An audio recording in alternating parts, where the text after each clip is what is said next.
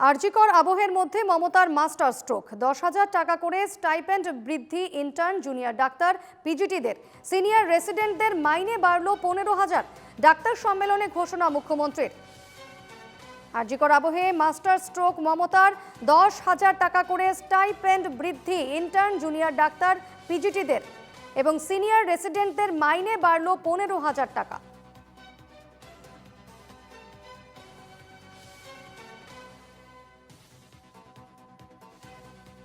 আমরা আগেও জুনিয়র এবং সিনিয়র রেসিডেন্ট যারা ছিল তাদের স্যালারি আমরা বাড়িয়েছিলাম, বাট আরও কিছু বাড়ানো দরকার। তাই আমরা সিদ্ধান্ত নিয়েছি সর্বস্তরের সিনিয়র রেসিডেন্টদের স্যালারি আমরা 15,000 টাকা করে বাড়িয়ে দেব। ফলে ডিপ্লোমাধারী সিনিয়র রেসিডেন্টদের স্যালারি বর্তমান 65,000 থেকে বেড়ে হবে 80,000। পোস্ট গ্রাজুয়েট সিনিয়র রেসিডেন্টদের স্যালারি বর্তমানে 70,000 থেকে বেড়ে হবে 85,000। আর পোস্ট ডক্টরেট সিনিয়র রেসিডেন্টদের স্যালারি বর্তমানে 75,000 থেকে বেড়ে হবে 1 লাখ।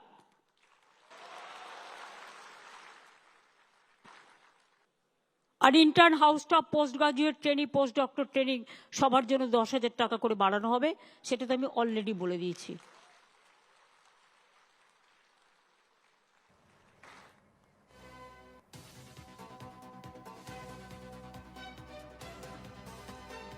এই মুহূর্তে আমাদের সঙ্গে রয়েছেন প্রতিনিধি রণজয় মুখোপাধ্যায়। রণজয়, ডাক্তারদের স্টাইপেন্ড বৃদ্ধি এবং যে সিনিয়র রেসিডেন্ট তাদের যে বেতন বৃদ্ধি সেই নিয়ে কি বললেন মুখ্যমন্ত্রী? দেখো, মুখ্যমন্ত্রী তিনি কিন্তু আজকে পরিষ্কার একদম যারা ইন্টার্ন থেকে শুরু করে হাউস স্টাফ রয়েছে, পিজিটি রয়েছে, তাদের 10,000 টাকা করে মাইনে বাড়িয়ে দিলেন। অর্থাৎ এই যে ভাতা বাড়ানো, সেই জায়গা থেকে একদম জুনিয়র ডাক্তার ইন্টার্ন থেকে শুরু করে জুনিয়র ডাক্তার বা সিনিয়র রেসিডেন্ট যারা রয়েছে তাদের ক্ষেত্রে প্রত্যেক ক্ষেত্রে কিন্তু তিনি ভাতা বাড়িয়েছেন। একদম যারা ইন্টার্ন রয়েছেন তাদের 10,000 টাকা এবং সিনিয়র রেসিডেন্ট যারা রয়েছেন ধাপে ধাপে সেখানে 15,000 টাকা করে মাইনে বাড়ানো হয়েছে, ভাতা বাড়ানো হয়েছে। এবং যেটা ভীষণভাবে উল্লেখযোগ্য যে স্টেট যে গ্রিভেন্স রিড্রেসাল সেল করা হয়েছে এবং এই সেল সারা রাজ্যে বিভিন্ন হাসপাতালে তারা গিয়েছে এই 6 মাস সময় ধরে, এবং সেখানে গিয়ে তারা রিপোর্ট তৈরি করেছে এবং সেখানে চিকিৎসকদের সুবিধা অসুবিধার কথা, হাসপাতালের যে ইনফ্রাস্ট্রাকচারাল যে সুবিধা অসুবিধার কথা, সেই সমস্ত কিছু এই রিপোর্টে জানানো হয়েছে এবং মুখ্যমন্ত্রীর কাছে সেই রিপোর্ট গিয়েছে এবং সেখান থেকেই কিন্তু খতিয়ে দেখেই কিন্তু একের পর এক সিদ্ধান্ত নিয়েছেন মমতা বন্দ্যোপাধ্যায়। এবং সেখানে এই যে ভাতা বৃদ্ধির বিষয়টা সেটাও কিন্তু বিশেষভাবে উল্লেখিত ছিল, কারণ তাদের যে ওয়ার্ক প্রেশার নিয়ে কাজ করতে হয় এবং সেই জায়গায় যদি তাদের কিছুটা ভাতা বৃদ্ধি হয় তাদের বেশ কিছুটা সহায়ক হয়। এবং সেই জায়গা থেকেই ধনধান্য স্টেডিয়াম থেকেই কিন্তু এই বিশেষ বার্তা ঘোষণা করলেন মুখ্যমন্ত্রী মমতা বন্দ্যোপাধ্যায়। অবশ্যই তুমি সঙ্গে থাকো রণজয়, আমি তোমার কাছে আবারও ফিরবো।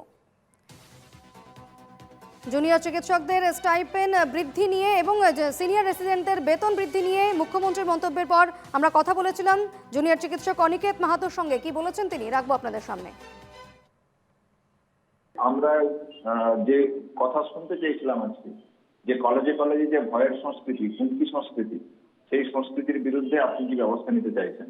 আমরা শুনতে চেয়েছিলাম যে পরিমাণ চিকিৎসার পরিকাঠামোর যে অভাব আছে সারা রাজ্য জুড়ে, সেই জায়গাতে সদর্থক কি ভূমিকা নিতে পারছেন।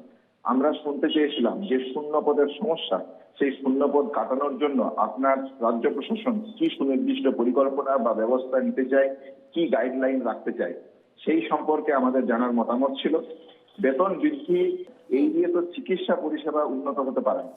আমরা চাই চিকিৎসা পরিষেবা উন্নত হোক। চিকিৎসা পরিষেবা যদি উন্নত হয় তাহলে একজন শিক্ষক চিকিৎসক বা একজন জুনিয়র ডাক্তার, একজন সিনিয়র ডাক্তার, একজন ইন্টার্ন আমার মনে হয় প্রকৃত অর্থে চিকিৎসা দিতে সম্ভব হয়। এটা আমরা জানতে চাই কি গাফিলতি ছিল, কেন আপনি সাসপেনশন করলেন, আর কেন এই সাসপেনশন বা প্রত্যাহার করে নিলেন। তাহলে প্রসূতি মৃত্যুর প্রকৃত কারণ কি, সেই কারণ তিনি যদি আজকে ঘোষণা করতেন তাহলে আমরা চিকিৎসক হিসেবে একটা দিক নির্দেশ হয়তো দেখতে পেতাম। বিজেপি নেতা রাহুল সিনহা এবং কংগ্রেস সভাপতি শুভঙ্কর সরকারের সঙ্গে কি বলেছেন তিনি রাখবো আপনাদের সামনে। বেতন বৃদ্ধি ঘোষণা করেছেন, সেটা নিশ্চয়ই আনন্দের, কিন্তু আমি মনে করি যে রাজ্যের যে এলোমেলো খরচা, অনিয়ন্ত্রিত খরচা, সেই অর্থকে আরো বেশি সুরক্ষিত করা উচিত। নইলে যেভাবে বেনায় রাজ্য ডুবছে, আগামী দিন এই যে বৃদ্ধি তো দূরের কথা, বেতনও ধার করে লোনের পয়সায় দিতে হবে। এটা ভালো দিক, কিন্তু স্বাস্থ্য ক্ষেত্র, হেলথ ডিপার্টমেন্টের যে ঘুঘুর বাসা, যে দাবিগুলো জুনিয়র ডাক্তারদের ছিল, সেই দাবিগুলো তো কোনোটাই সঠিকভাবে পূরণ হলো না এখনো পর্যন্ত। আমি নিজে এনআরএস এ গেছি, সেখানে স্যালাইন সঠিকভাবে পাওয়া যাচ্ছে না। যে স্বল্প মূল্যে ওষুধের যে দোকান, সেখানে সমস্ত ওষুধ পাওয়া যায় না, এবং কালো তালিকাভুক্ত সাপ্লায়াররা ওষুধ সাপ্লাই করছে। এই যে পুরো ইনফ্রাস্ট্রাকচার, এই ইনফ্রাস্ট্রাকচারটাকেই তো বদলাতে হবে। জুনিয়র চিকিৎসকদের সাময়িকভাবে সাসপেন্ড করে দিয়ে টোটাল যে অব্যবস্থা, কালো দিক, তাকে ধামাচাপা দেওয়ার চেষ্টা হচ্ছিল।